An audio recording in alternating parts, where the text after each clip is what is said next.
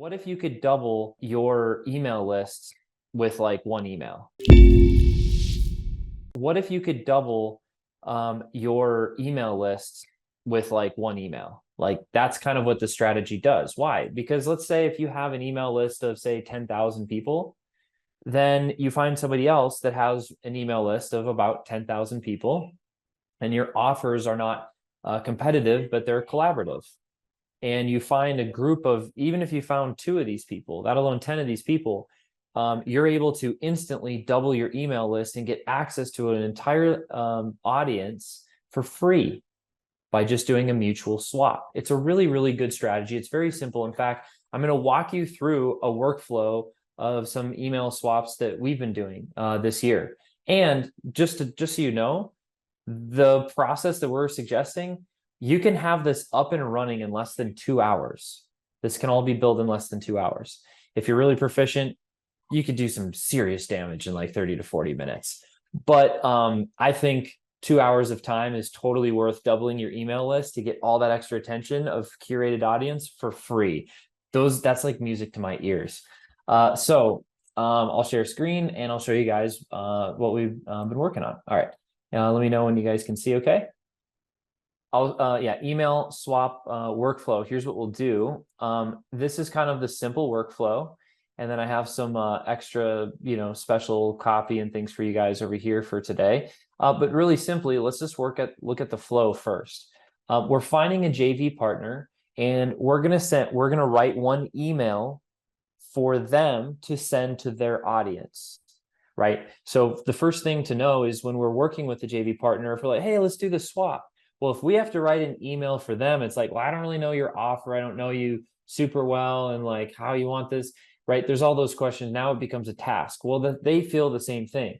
So generally how these go down is you end up writing a draft that has the frameworks and the hooks and all the things that they need. And then they can review that and just send it, or they can modify that to their brand, their voice, to speak to the audience they're used to speaking to.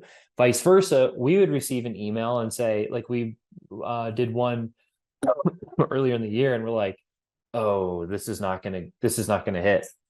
They're speaking to a more inexperienced audience, and generally our audience is further along in their business career and journey. And so we needed to change some of the language to fit what our audience, you guys are used to hearing and talking about.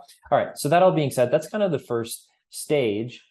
Generally within how these go, you're going to offer some type of lead magnet next. This is an umbrella term. Hopefully everyone here and watching this is familiar with, but generally it's just, a free resource. It could be a PDF. It could be a training video. It could be a blog article. It could be all these different things that help people solve the problem and the pain that they currently have for free. We're nurturing, we're building rapport and connection with the lead magnet. And then, as the relationship grows, it turns into a phone call, it turns into, an additional funnel they go through, but eventually a sale is kind of the direction that we want to go as a third step. This is, again, kind of like a simple high-level overview, but yeah, I'll give an example of a specific campaign that we recently did. Here's the actual copy, and I'll go through and I'll read this just so you guys can, it won't take that long, as you can see, but it'll give you kind of an idea and feel for the framework that's being used. So again, we wrote this to be, particular guy's name is David, for David to send to his audience. So the subject line is access the $2 million DM script here. People are going crazy for scripts. So the key word here is script. People want to know what to say. That's where the biggest pain and fear and, oh, what do I say? But if I say it, how do I know it's going to work? And all those different things swirl throughout most of our ICP, our ideal customer profiles minds. What is the thing for you? What is your script?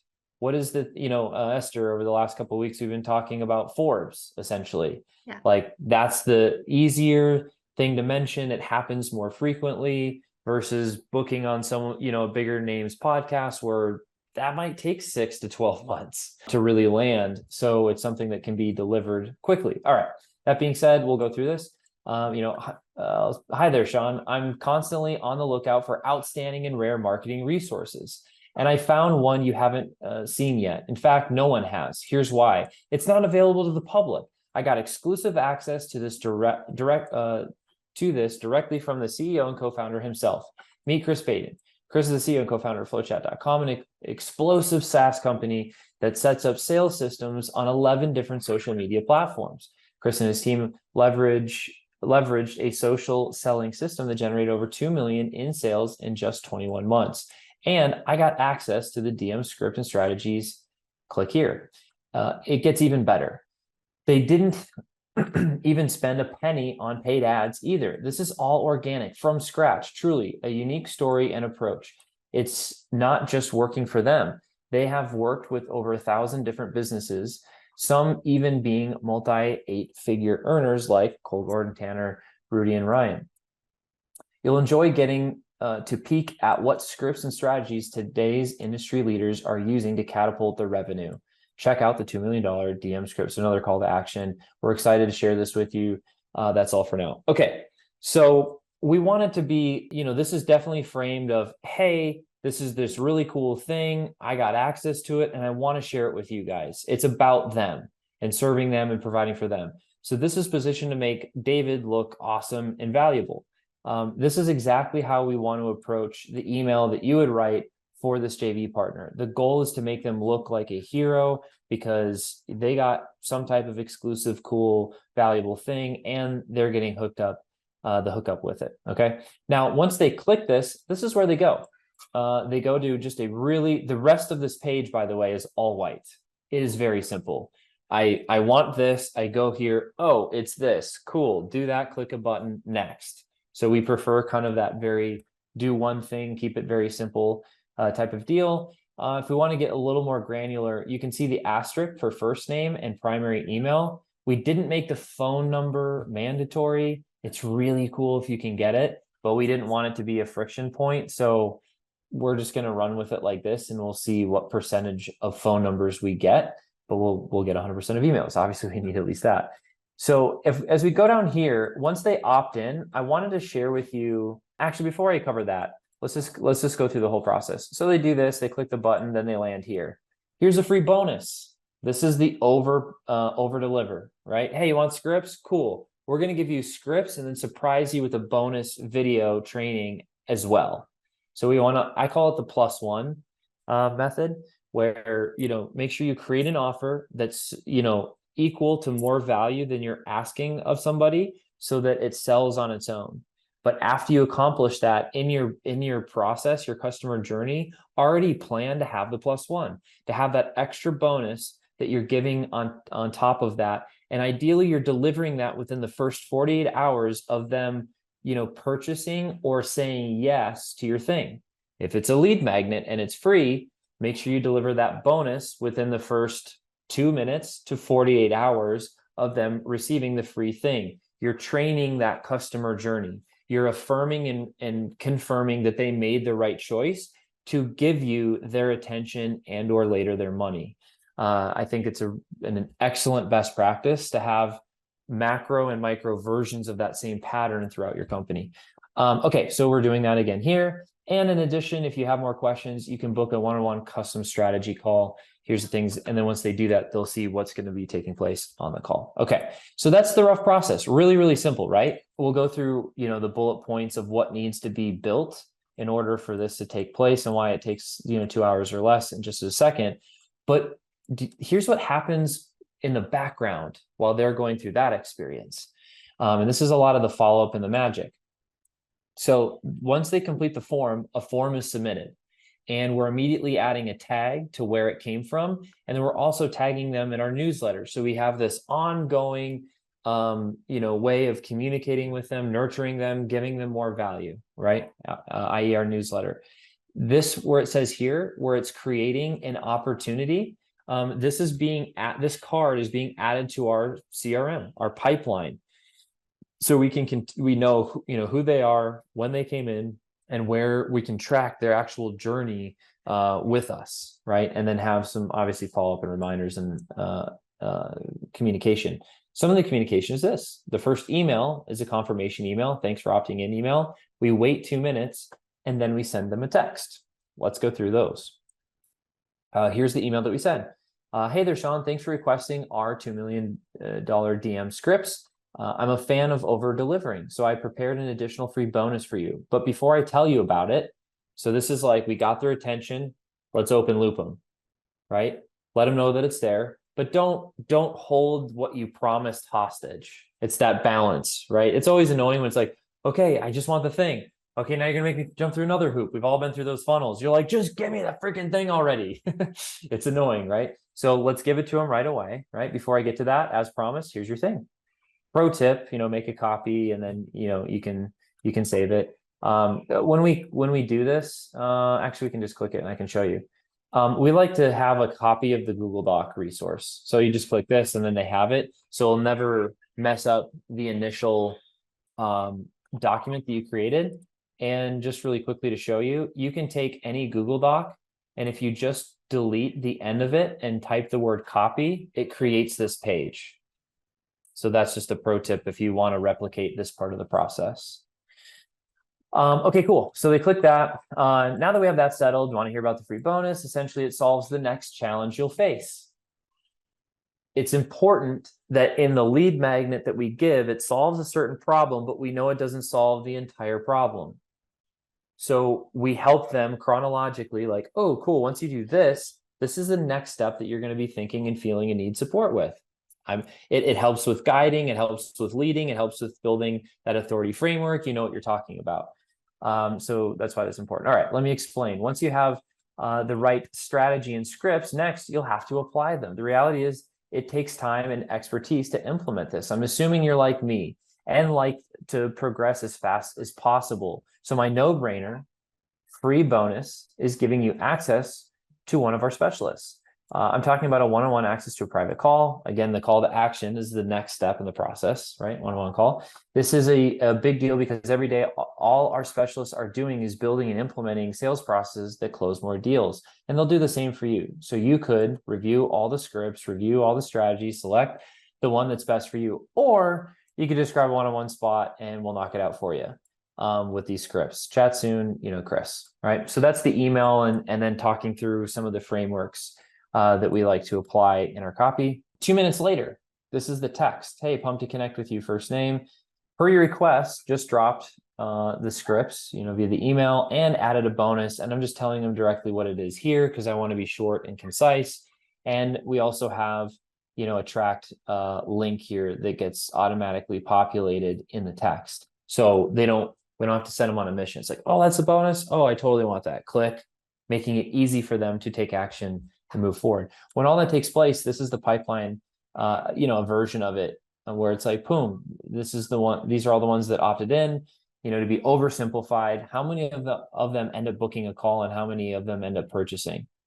Cool. When we did this email swap, we had 5 purchases, 10 book calls, and however many leads. We know our numbers and it's all systematic, right?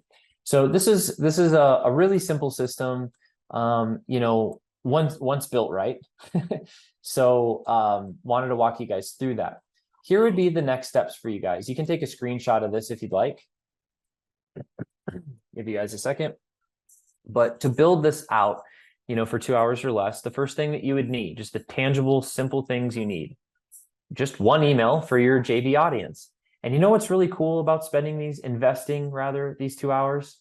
Once you have this email built and you do the next JV, it's probably going to be just about the same email. I'd highly recommend having this set as a campaign. And now you can start cranking these out. Like, yeah, that sounds great. Okay, we're ready to go. When do you want to send an email? Because now we're just sending an email. So it's really nice once it's built. The second one is set up a simple opt-in page. We prefer to keep it simple. Name, email, here's a button, throw a headline in there, you're off to the races. The third one, set up a simple thank you page. Always have some type of communication and confirmation throughout any process. Think of it this way. I heard it well said in one of the many books that I've been consuming in the last couple of weeks, but our customers, our clients should never be wondering. And if you guys feel this way, by the way, please reach out to us because we're working on building systems to do what I'm saying right now. Is our customers and our clients should never be wondering what's next or where to go to communicate. And so, for example, you're being onboarded. Okay, great. We got this set up for you. The next call is on your dashboard and you can jump onto those support calls after. Or now that you're onboarded for future communication, we'll be in the Slack channel. It's like there's always clear guidance of how and where to communicate for next steps and what to look for.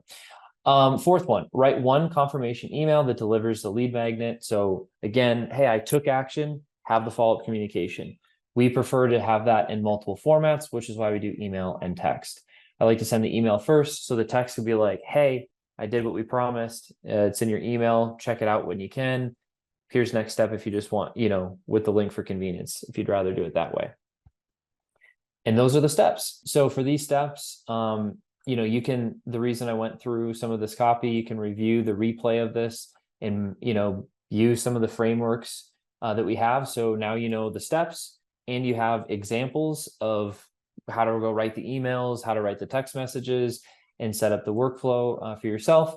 And the last little bonus, this is the plus one that I prepared for you guys, is like, okay, cool, Chris, we can build it out.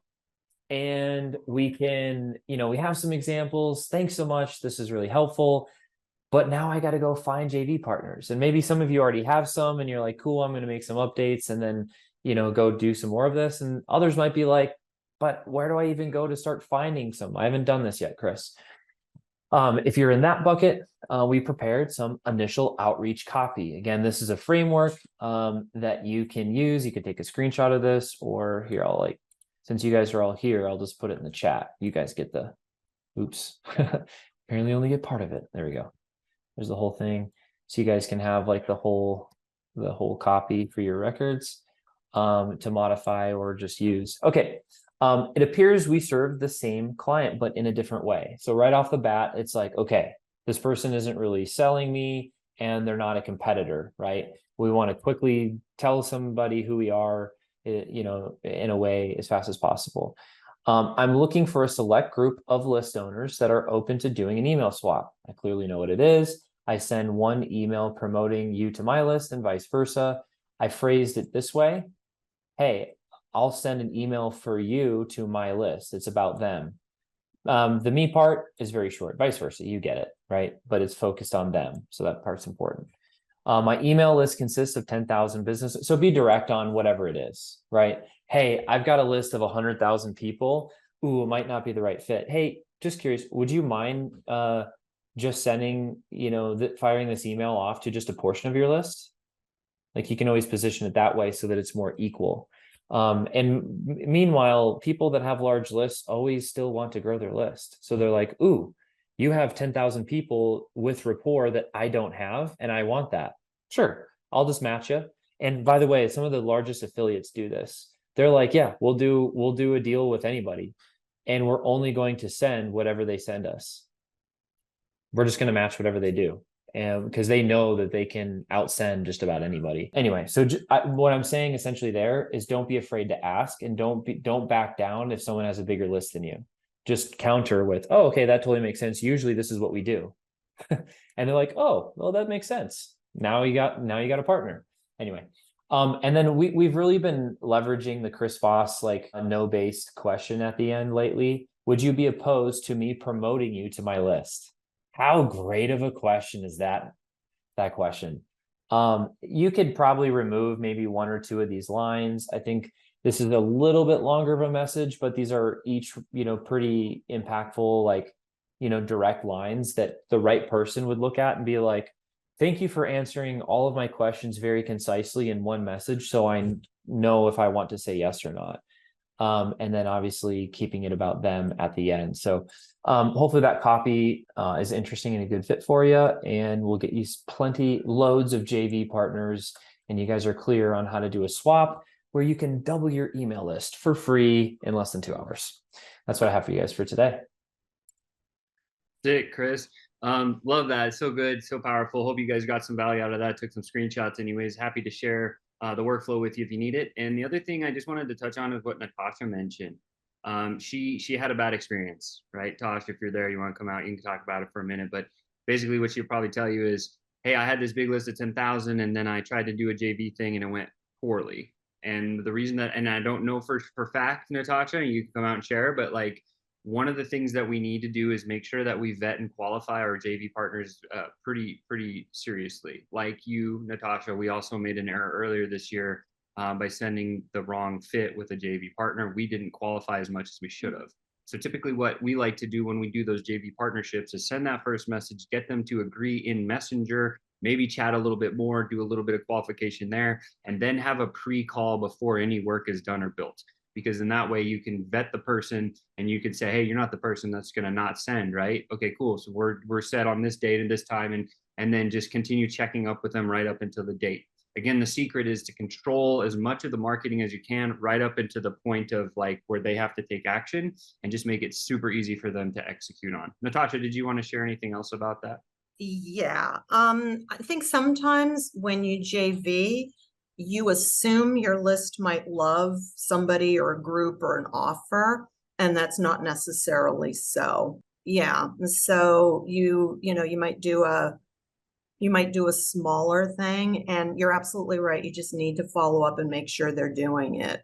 I was part of a number of different JV communities, and learned the approach to it. Had like 110 different JV partners. It's a lot. Yeah, and I mean, this is something that you have to manage carefully. There are JV managers who will do some of that for you. And there are some audiences that, it might look like a match, and then you're mailing and you're kind of working it and it isn't. And sometimes what you want to do first is just make sure that your offer is just super tight, that it really works, because your JV partners aren't going to partner with you if your offers don't convert. And it might convert for your audience, but it doesn't convert for theirs, even though on the surface it looks like the right audience. So there's nuance to this. Sure. Yeah, I'm glad you mentioned those things, because walking through this flow is being suggested to avoid a lot of pitfalls that we found in the process, some of those of which you're alluding to. Let me explain.